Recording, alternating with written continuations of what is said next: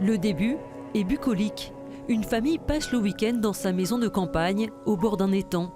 Le fils est attiré par sa jeune belle-mère aguicheuse et le père n'aura de cesse de démasquer l'adultère.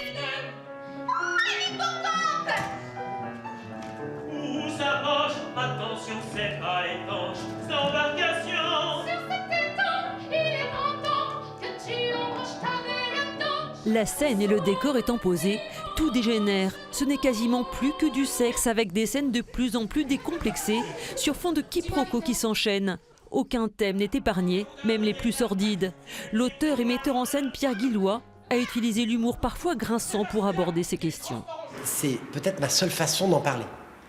Et je pense que c'est libératoire.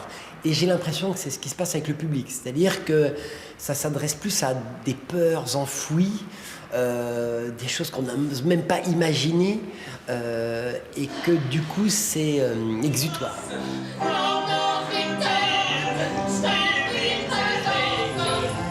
Qu'est-ce que c'est? Une voiture. Car tous les tabous et les interdits les plus enfouis sont abordés. Les tromperies, l'inceste, la sexualité à tout âge. Il faut accepter de faire voler en éclats tous ces préjugés et cette pièce est un petit bijou d'humour. Ce n'est jamais glaçant, c'est toujours frissonnant. C'est très différent.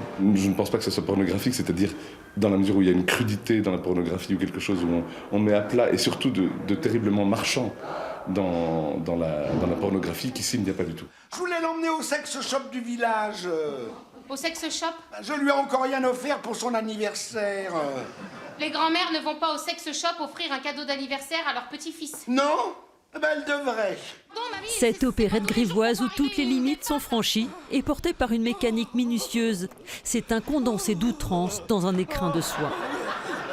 La salle rit avec ce spectacle transgressif dans une société qui ne l'est pas. En même temps, ça faisait un bail qu'on m'avait pas honoré de ce côté-là.